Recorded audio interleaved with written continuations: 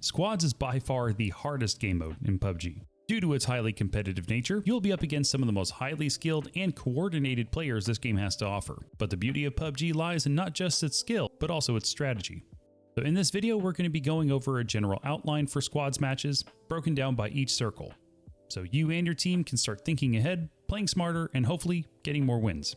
Full disclosure, this guide is meant for pub style gameplay, not scrims or competitive. I'm compiling the topics in this video from my own personal insight, analyzing high level play, and just being a fan of watching scrims and tourneys. I am no PUBG pro by any means, just an old nerd with a family and 2 jobs who loves the competitive aspects of this game, so keep that in mind as we go through this. The first circle, depending on where your team drops, should primarily be about winning your initial fight if you're contested, and then gathering information.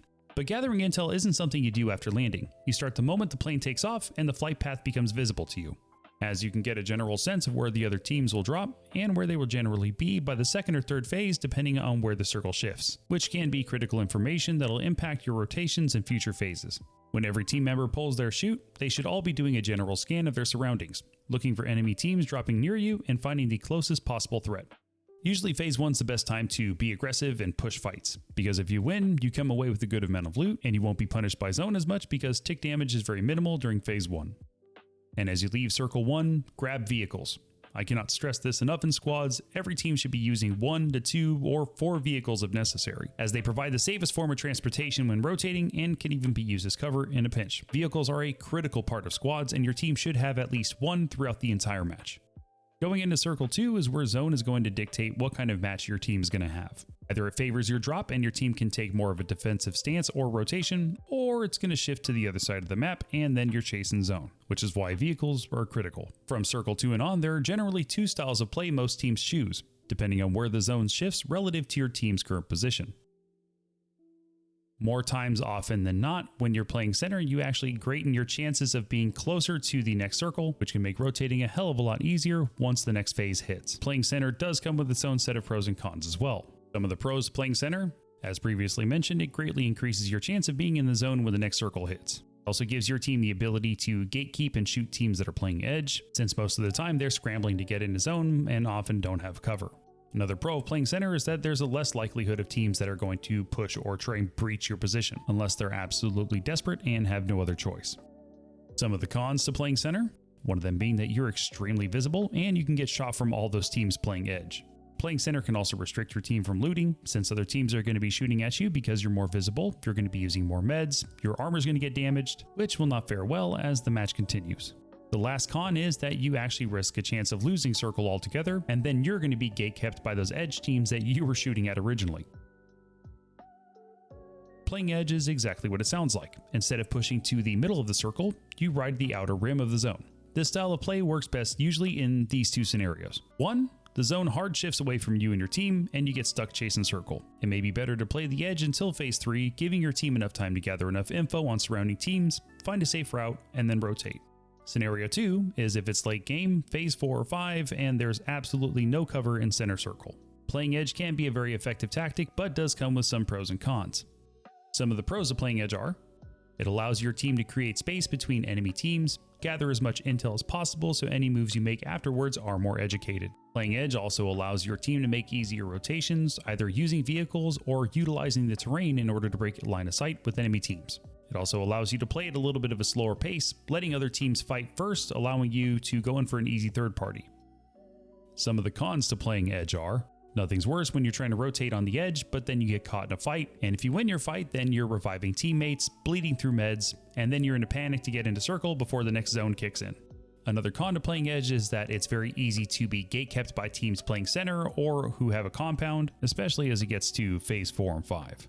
Another con to playing edge is when you look into the next zone and every compound or cover that you need is taken by their teams, which forces you to breach or crash, which is incredibly risky and can lead to your team getting wiped. Also keep in mind that these playstyles are also interchangeable, meaning just because you're playing edge for the first couple of circles doesn't mean that you can't play center later in the match if it's more advantageous. Circle 3 is where the match starts to transition towards the end game, and depending on if your team is playing edge or center, it's time to start thinking about how you want to play the rest of the match. looking at the map, discuss rotations with your team for Zone 4, and coming up with a game plan to keep the team alive for later phases.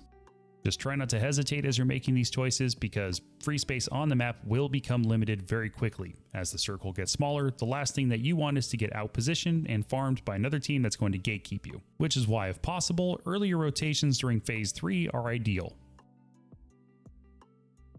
With Phase 4, we've officially entered into the later part of the match.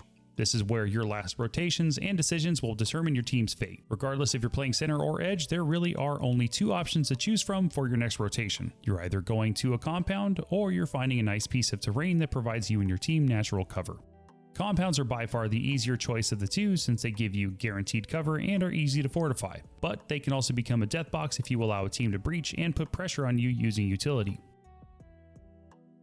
The harder of the two is finding a nice optimal piece of terrain. All PUBG maps have their own sets of natural bowls, divots, hills, or cliffs that can give you a good angle to peek on other teams while keeping your team safe. With the only downside being that if your piece of terrain does not have adequate cover on your flank, you can very easily get run up on or shot at, since you lack the hard cover that buildings often provide. So when you're looking at the map, using your existing knowledge of where the other teams might be and whatever information you've obtained, really study the topography. As you study these maps more and more, you can often tell what a good piece of land that's going to give your team good surrounding cover is, and that's going to give you a good rotation into Zone 5. Circle 5 and every phase moving forward are where, if you've played your cards right, you've rotated correctly, and you've won your fights, you've secured a good piece of zone to either defend or allow for a good push to win the match, or you're fighting to survive. Decisions at this point in the match need to be made very quickly by you and your team. If any one of you is unclear or hesitates in any way, it can result in your entire team going right back to the lobby. The only really big tip that I have for Circle 5 is that utility wins games. I cannot stress this enough, but the use of utility in an endgame scenario will make or break how your match turns out. Smoke grenades are awesome. If you're pushing a team or even defending a push from an enemy team, you can use them to cut off all lines of visibility, restrict their angles, letting your team stay in control. They're also great for creating smoke screens. If you need to get from one place to another, throw a wall of smoke down in front of you to cut off all lines of visibility from anybody who might be shooting at you. The only thing that you don't want to do with smoke grenades is smoke your team out too much, because it can be hard to see where enemy players are pushing from. On the flip side, grenades are an amazing endgame utility that can actually counter teams that are smoked out. If you manage to get a knock and the other team doesn't have much space to move, a well-placed grenade can secure an easy kill without the need to make a risky push. I slept on blue zone grenades for a long while. Similar to grenades, BZ nades are awesome for flushing enemies out of buildings or putting pressure once a player's knocked. When attempting to breach your house or compound, make sure you keep a couple of these in your backpack. Now that emergency cover has been brought to all maps, this is a very heavy but amazing piece of utility that you need to keep in your pocket, especially in endgame. If the circle ends in an open field where there's zero cover, these things come in clutch.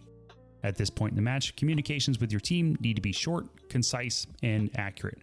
The last thing your team wants to hear while they're fighting is you spamming to be picked up or your frustration about being knocked. Do your best to keep comms clean so that your team can hear crucial audio cues like footsteps or a grenade being cooked that, if drowned out, could get them knocked or killed. This generally applies to any fight throughout the entire match, but especially endgame. When calling out enemy positions, utilize markers and visual cues to make it easy to interpret locating players. He's over there, or he's inside a building, doesn't really tell your team anything. He's at the tree, yellow, or top right, blue roof, are examples of much more concise info that give much clearer details. A good team that is in unison knows how to prioritize fights. They stay focused on the biggest threat, which is typically the closest team who has line of sight. All floor players should be maximizing damage, playing for picks, and pushing to end the fight as fast as possible, anticipating the third party from another team. Prioritizing your fights allows your full squad to shift from one team to the next fluidly, instead of splitting and fighting two teams at once, gradually taking knocks and being overwhelmed. Tunneling is when you find your team or yourself having a Car 98 bolt off with a team that's 400 meters away while you're outside circle at phase 4, only to find yourself scrambling to get in the car, push circle, then get wiped by a team who knew where you were because of all the damn noise you're making. At phase 3 and on, do not play for knocks you don't intend to push and finish. All you're doing is wasting ammo and giving away your position for teams who thought ahead and are close by, ready the third party. Trades is a term used where knocks are traded for potentially finishing a team. It's a joint push into a compound or a hurt team's position where 1 to 2 enemies are knocked, with the goal being to sacrifice taking a knock or two in order to finish the fight. Anchoring is a unique method of a 1-3 split your team can use in these two specific situations. The first is where 3 players are making a push on a team, while one hangs back and provides supporting fire with either a DMR or AR, with the goal being to either get a pick, call out enemy players, or at minimum, prevent the enemy players from getting a peek on your team while they close in. The second situation is when 3 players from your team need to move forward in order to either fight or secure a strategic spot in the next circle. Meanwhile, 1 player stays back to watch any known teams that might rotate and backfill your previous route, who would then shoot down on you with ease. Their role isn't to solo wipe a squad, but rather take safe shots and prevent those teams from rotating, which forces them to take another route. Thank you guys so much for watching. If you enjoyed this video, please feel free to like and sub. I have plenty of more PUBG content on the way, and thank you guys so much for your patience with this video. It was definitely a labor of love. I appreciate all the support as always, and I will see you guys on the next one.